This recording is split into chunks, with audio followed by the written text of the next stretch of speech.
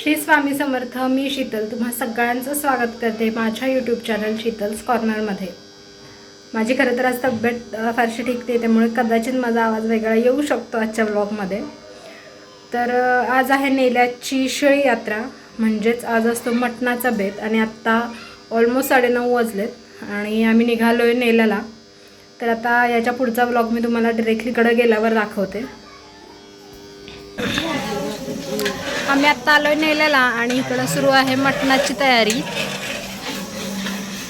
आणि मम्मी खरं तर रात्री तिकडेच राहिली होती, कारण अर्थात तिच्या माहेरची यात्रा आहे.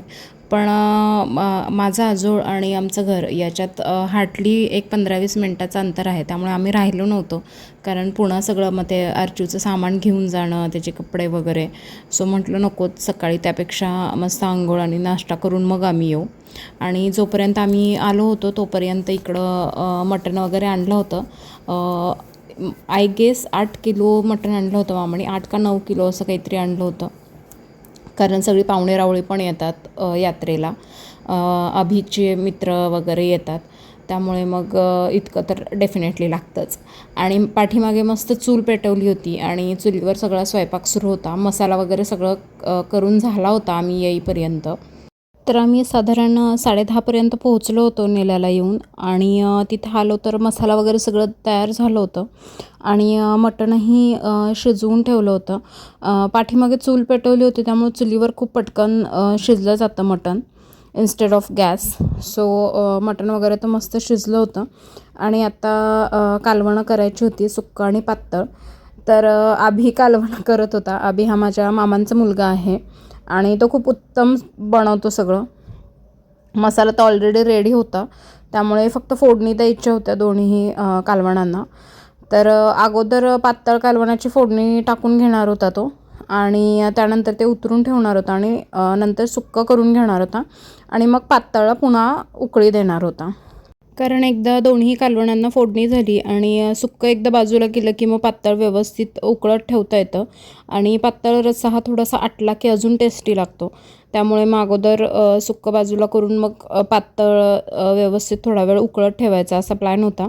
त्यानुसार मग पहिल्यांदा पातळची फोडणी टाकायला घेतली, कारण कितीही काही झालं तरी खरी मटणाची चव ही पातळ रश्श्यातच येते, त्यामुळे त्याला प्रॉपर मसाला आणि सगळ्या गोष्टी जाणं महत्त्वाचं होतं. त्यामुळे सगळ्यात अगोदर पातळ कालवणाला फोडणी घालायला घेतली होती. तर भाजलेला कांदा, भाजलेलं खोबरं, आलं लसूण, कोथिंबीर ह्या सगळ्यांचा मसाला आणि त्यानंतर लाल तिखट, मालवणी मसाला किंवा आपला चिकनचा मसाला, अशा सगळ्या गोष्टी टाकून व्यवस्थित भाजून घेतला होता मसाला अगोदर. आणि त्यानंतर मग त्यामध्ये स्टॉक टाकला मटणचा, कारण स्टॉकनेच व्यवस्थित चव येते. तर थोडंसं स्टॉक ठेवणार होता तो, बाकी ऑलमोस्ट त्यांनी 80% स्टॉक हा पातळ रश्श्यासाठीच वापरला होता. आणि पातळमध्ये फार पीस टाकले जात नाहीत, कारण सुक्यामध्येच पीस असतात मोस्टली. पातळमध्ये अगदी 1 किलोभर किंवा 1-1.5 किलो फक्त टाकणार होतो आम्ही मटण, कारण पूर्ण स्टॉक हा पातळमध्येच ऑलमोस्ट टाकला गेला होता. त्यामुळे मग आता उरलेलं मटण हे सुक्यासाठी ठेवलं होतं आणि यामध्ये साधारण एक 15-20% टाकणार होतो आम्ही मटण. तर तुम्ही रस्सा बघू शकता किती छान लाल दिसतो आणि प्युअर ओरिजिनल चुलीवरचं कालवण आहे हे.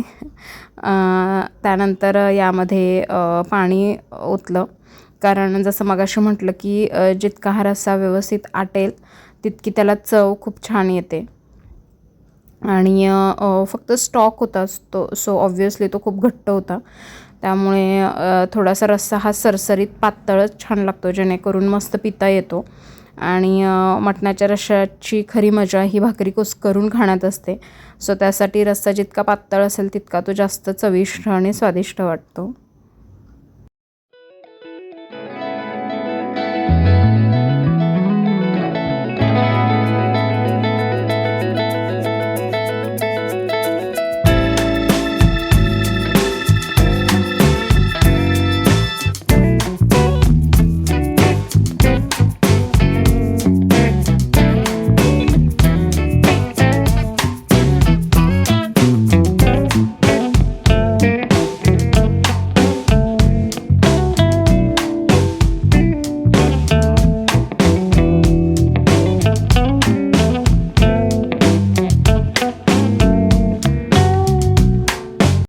जसं मी मगाशी म्हटलं की पातळला अगोदर फक्त फोडणी करून घेणार होतो आणि त्यानंतर सुक्कं कालवण करणार होतो आणि सुक्कं झाल्यावर पुन्हा पातळ कालवण हे आटण्यासाठी उकळण्यासाठी चुलीवर ठेवणार होतो, जेणेकरून कोळशाची जी धग असते त्याच्यावर सुद्धा ते कालवण खूप छान उकळलं जातं. त्यामुळे मग पातळ कालवण आता बाजूला ठेवलं होतं आणि आता वेळ होती ती सुक्कं कालवण फोडणीला टाकायची. दोघांची ही प्रोसेस ऑलमोस्ट सेमच आहे, फक्त सुक्क्यामध्ये थोडासा मसाला जास्त घालतो जेणेकरून त्याला अजून छान टेस्ट येते. आम्ही नेल्याच्या यात्रेला आलोय, आजोबानी नातू. हो,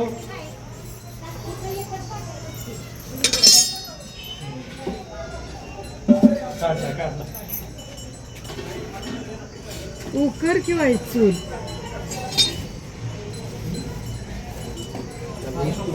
त्याच्यावर घाल.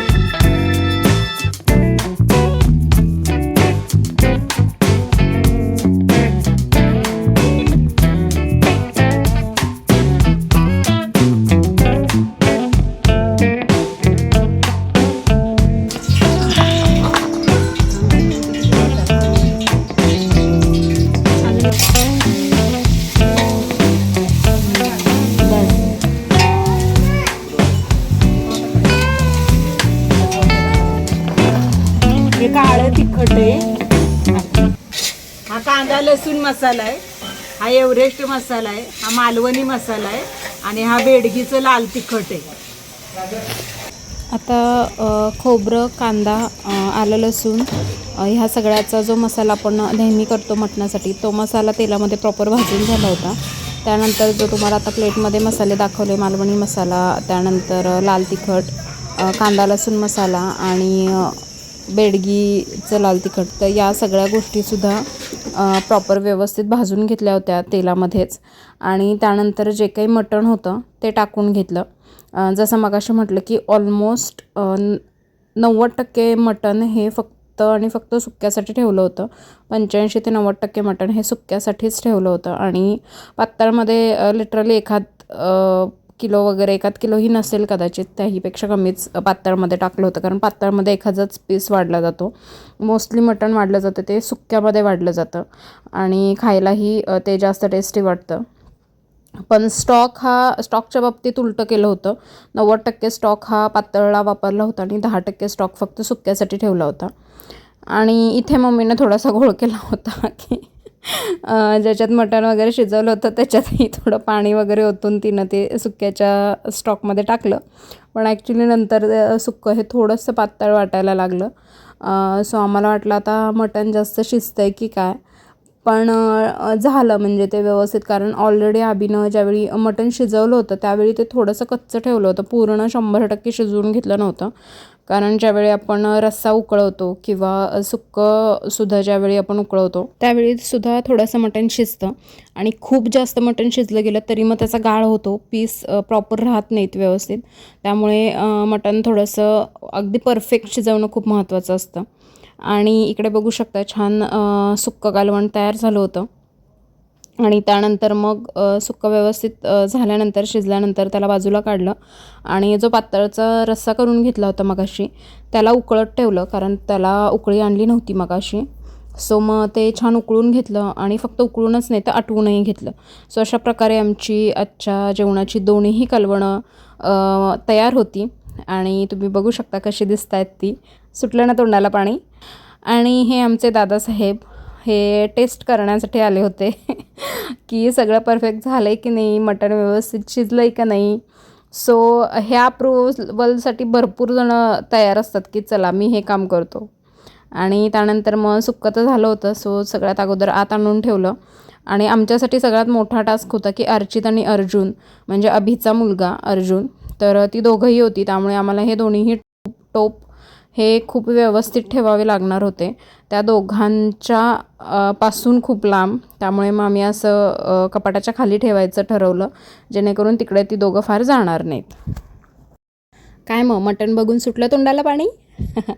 चला तर मग तुम्हाला जर हा व्हिडिओ आवडला असेल तर चॅनलला लाईक, शेअर आणि सबस्क्राईब करायला अजिबात विसरू नका. सोबतच बेल आयकॉनही प्रेस करा, म्हणजे मी टाकलेल्या व्हिडिओचे नोटिफिकेशन सगळ्यात अगोदर तुम्हाला येतील व एक काही व्हिडिओ मिस होणार नाही. So please like, share and subscribe my channel. तर आता सुक्कं कालवण झालं होतं. त्यानंतर मस्त पातळ कालवण उकळी आणायला ठेवलं आणि मस्त आटवून घेतलं. त्यानंतर वेळ होती ती मस्त या मटणावर ताव मारायची. तर छान ताटं बनवली, सुक्कं पातळ रस्सा, त्यानंतर सलाड आणि मस्त गरम गरम ज्वारीच्या भाकरी आणि पत्रावळ्या आणल्या होत्या, कारण खूप पसारा पडतो भांड्यांचा. आणि पूर्वी ज्यावेळी आम्ही लहान होतो तर आम्ही सगळ्या पोरी ह्या फक्त भांड्यांवरच असायचो. दिवसभर भांडी घासून घासून नको व्हायचं आम्हाला. पण आता हा पत्रावळ्यांचा छान ऑप्शन मिळाला आहे, तर व्हाय नॉट. दुपारी मस्त सगळ्यांची जेवणं झाल्यानंतर संध्याकाळी मात्र सगळ्यांना जिलेबी खायची होती, कारण यात्रेत फरसाण आणि जिलेबी इज मस्ट.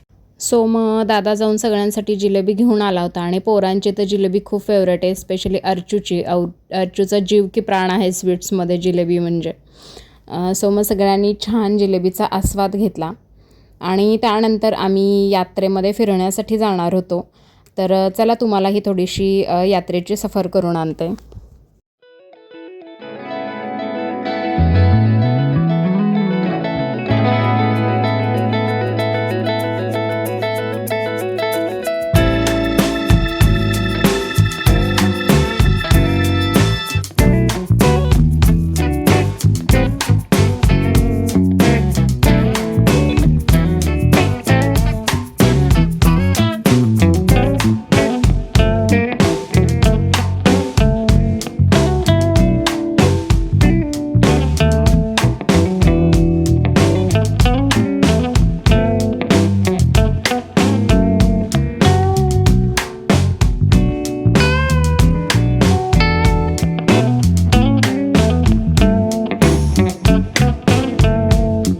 तर यात्रेत गेल्यावर मम्मी, मावशी आणि मामी तिघीसुद्धा ह्या पाळण्यामध्ये बसणार होत्या.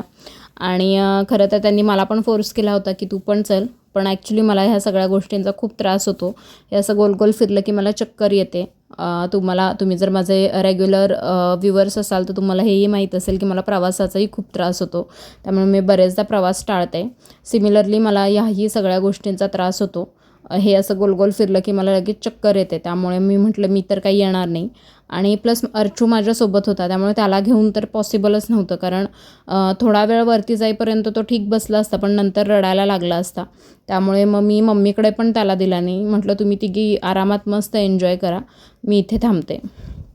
सो तिघी पण मग पाळण्यात बसल्या. आणि पहिले 2-3 राऊंड तिघी पण खुश होत्या, पण नंतर जरा त्यांनाही चक्कर यायला लागली होती, स्पेशली मम्मीला.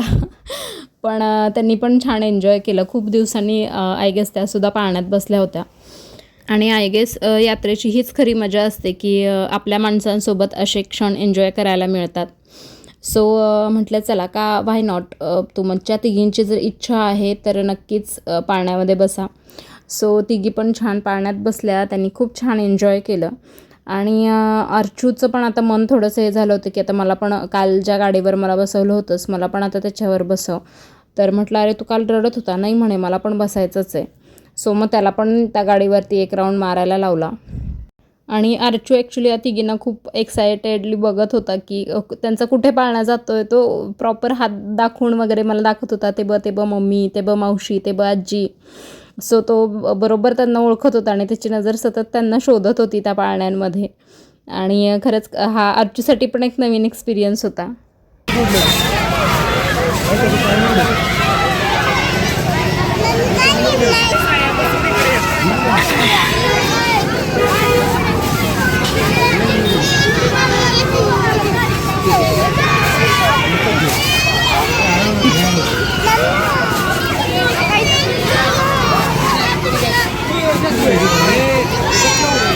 आता घाबरल्या तर त्या.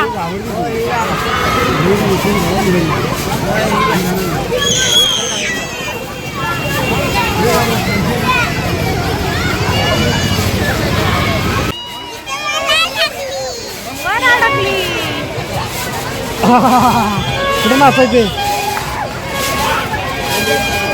इथे काल बसले का आम्ही? काल बसले का माहिती का आम्ही? पण लवकर बंद केलं का? त्यानंतर वेळ होती ती पेटपूजा करण्याची आणि खूप दिवस पाणीपुरी खाल्ली नव्हती, तर आज म्हटलं चला आज मस्त पाणीपुरी खाऊया. सो सगळ्याजणी आम्ही गेलो पाणीपुरी खायला. आणि Archu actually first time panipuri try करत होता. म्हणजे त्याला मी आत्तापर्यंत घरातली पाणीपुरी दिली आहे आणि त्यावेळी मी त्याला अशी तोडून देते पाणीपुरी. सो अशी अख्खी पाणीपुरी तो फर्स्ट टाईम ट्राय करत होता. एकदम तोंडात झालं वाटतं घाला तिकडे पकड घ्या की मग मी त्यातली 1 2 3 घाला.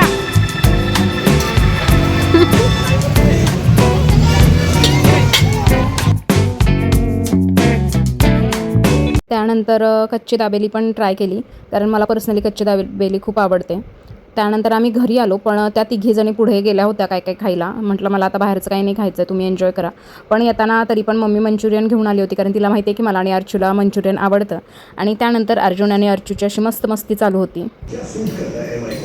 काय चालू करा की गाडी वाजली.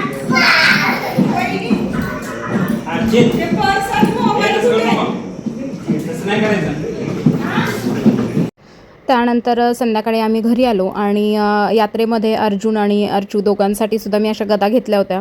तर घरी आल्यावर अर्चूचं असं भाऊंना हे गदा दाखवून काय जे हनुमान वगैरे म्हणणं सुरू होतं. आणि फायनली असं संपलं आमचा आजचा दिवस. तर तुम्हाला जर हा व्लॉग आवडला असेल तर चॅनलला लाईक शेअर आणि सबस्क्राईब करायला अजिबात विसरू नका. सोबतच बेल आयकनही प्रेस करा, म्हणजे मी टाकलेल्या व्हिडिओचं नोटिफिकेशन सगळ्यात अगोदर तुम्हाला येतील व एकही व्हिडिओ मिस होणार नाही. So please like share and subscribe my channel. Thanks for watching and stay tune. एकदा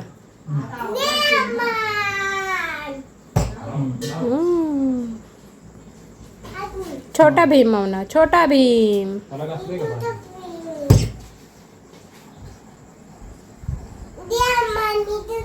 जय हनुमान.